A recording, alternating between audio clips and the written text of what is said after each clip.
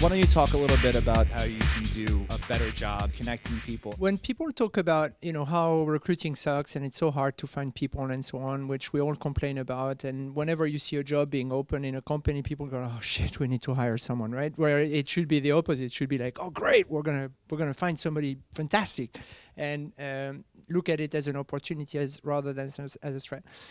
When people talk about recruiting and issues in recruiting, then the next thing you hear is, "Oh, software developers are so hard to find," right? And so for this kind of position, it's really hard to find. But the harsh reality is that, what's really, really hard to find?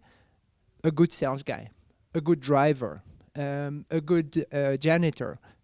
Any kind of job actually is pretty hard to find. There's so many jobs in our economy, so many individual set of skills and so many individual jobs that actually our labor market has grown to a point where it's completely dysfunctional. And so we're looking at an economic recovery now that looks like we have 4 million open jobs in the US. And that's up from 2 million 4 years ago. So the economy is actually not producing jobs, it's producing job openings, right? And so we could keep piling job openings, right? But as long as we are unable to put people into those jobs easily, that doesn't work. And so for me, the future of job creation is really about how do you make hiring easy for businesses, right? How do you make it easy for any business to actually source, engage, and hire talent? And I think through technology, we really have a role to play in building a better future, a better labor market.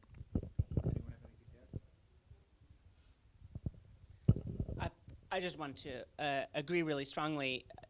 Our focus at Guild has been in the technology space, but I think that this really plays out very broadly. And you're right that there's a disconnect between the employee pool or the potential candidate pool and the hiring needs of companies. Certainly here in Silicon Valley, where it's like scorched earth in the hiring space, but it really plays out, I think, around the country and internationally. And the potential of technology companies to come in and revolutionize this space is obviously what we're talking about here today, and I think it's really unrealized at this point. It's just the starting point of companies like Guild, like SmartRecruiters, like some of the others here today to really change the face of recruiting and HR broadly. Where are there's space for HR tech companies to change things. Where are the untapped niches in this area that you've seen where new startups should be focusing their effort? That's open to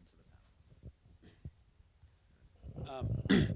Well, I mean, somewhat selfishly, I'll tell you sort of what I think that space is. So one of the great things that's happened over the last couple of years is there are all of these sort of HR services companies that have sprung up that do, payroll or, benefits enrollment or, recruiting or things like that. And one of the problems that creates, or one of the interesting opportunities it creates, is that all of these systems need access to the same basic information about the company, the same basic information about all of the employees, their contact information, who they are, who they report to. New employees need to be added to all of these systems, and when they leave, they need to be removed from all of these systems. And when something changes, like they move to a new address, it needs to be updated in all of these systems. And so one of the things that I think is going to happen over the next couple of years, and I very much think it will be Zenefits that does it, but regardless, there needs to be a single system of record on the HR side and the back office side. The way there is for the front office, it's Salesforce. Everything plugs into Salesforce. It has all of the core employee data. And I think one of the problems on the HR side is that there isn't, which means that it just creates a tremendous administrative layer on the HR side for people to sort of manage all these systems. And that's certainly what we try and solve. But I think it's a problem that will be solved regardless in the next couple of years. It's interesting. I actually think that a lot of people, both because of regulatory issues and legal issues, they think they have to have that data siloed.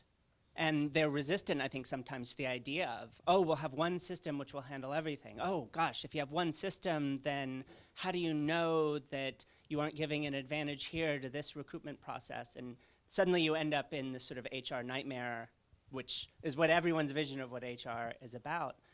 And I totally agree with you that there's going to be some point at which, and you look at the expansion of certain companies, without going into the specific naming of names, they're really clearly trying to push into a broader platform. And yet, you mentioned Salesforce. Salesforce, God, I hate touching Salesforce. I've always enjoyed my interactions with them, please don't get me wrong, but whenever I use enterprise software, I feel like there's the thinnest bed sheet spread across a database. I mean, I feel every rock and lump of that database. None of the really cool technology that I saw here tonight, very sort of new and startup driven and really feels like consumer software. It just isn't there in the enterprise world, certainly not in the HR enterprise world. And I think that sounds small. Change that experience, and I think right there is a big change in HR technology.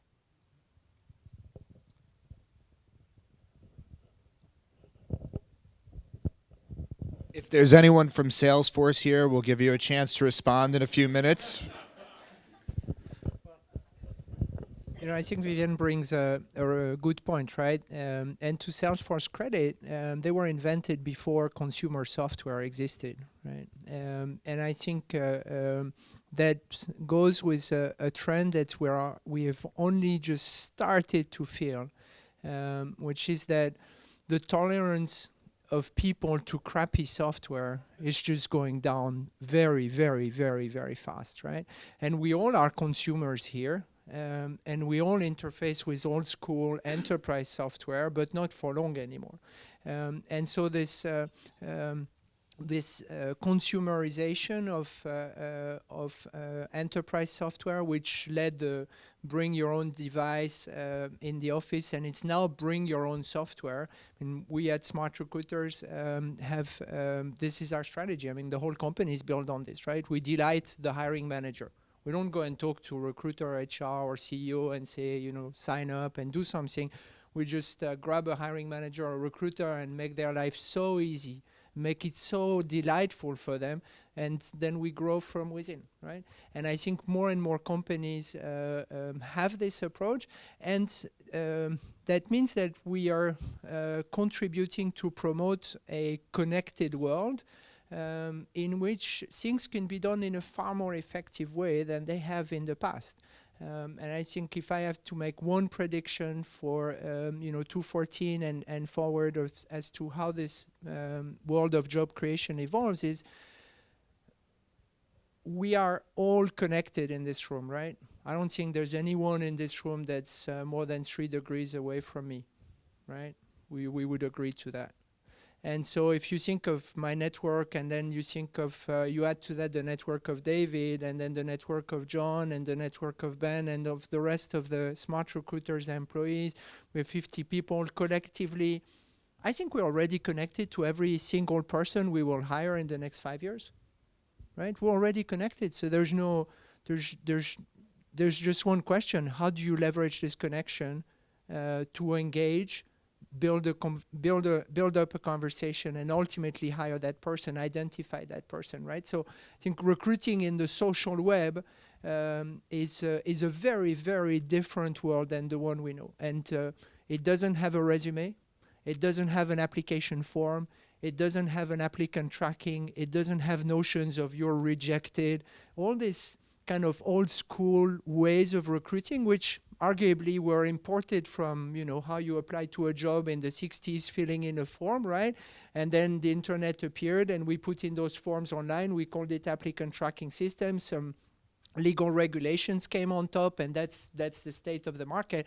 But this is nothing like what we really need to create jobs and to connect with people. So I think the consumerization, the social web is leading to a very, very different world of job creation. So I guess you bring up a very good point. And my question here for all of you to discuss is how do we tap into our connections, the people that we know, the people that we trust, but still still reach out to those second, third, fourth degree connections who might be people from another state, might be people that want to immigrate to the U.S. or to whatever country your company is based in, to work for you, that are super talented, that would be the right fit for that opening that you have in that company?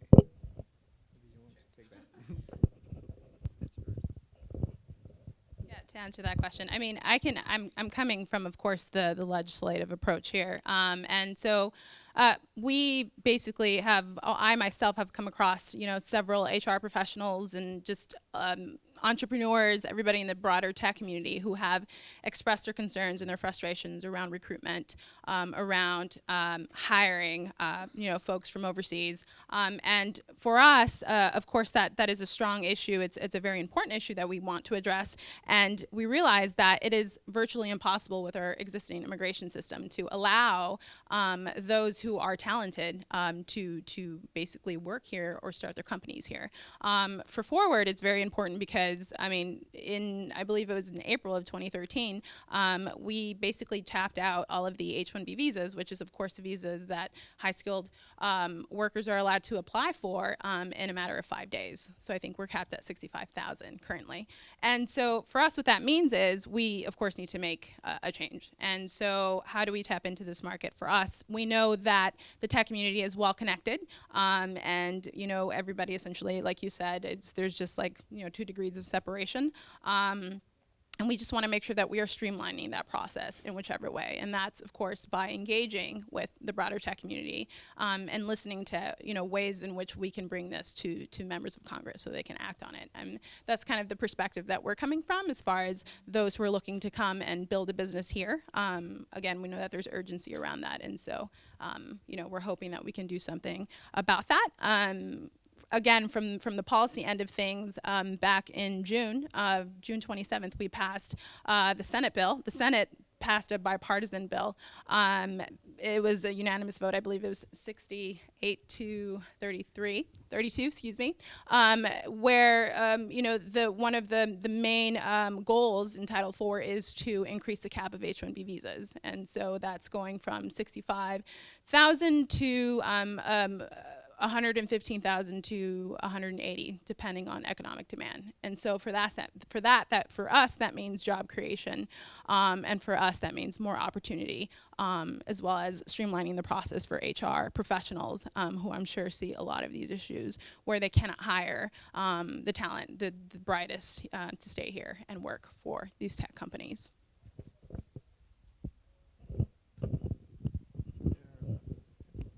So one thing that I think regulations or the lack thereof could help us is when you think about the recruiting process, it is very, very regulated, right?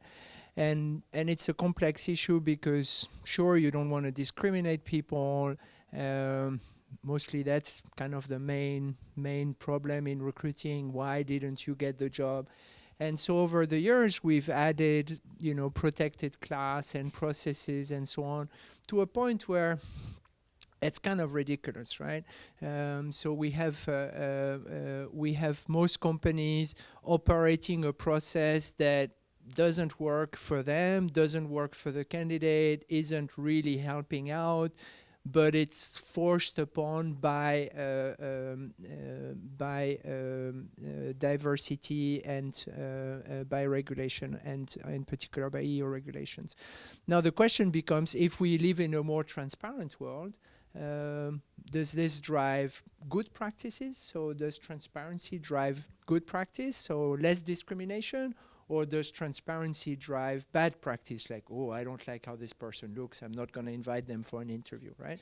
And whether we agree or not, the reality is we live in a transparent world, right? And so right now we are sort of in between, where everybody has a boring process on a spreadsheet, which is the official thing, and then they have the social network and they can check out their candidates, and they have the transparent world. So one question I would have is, do you think that regulations can and should evolve to make hiring easier, faster, more social?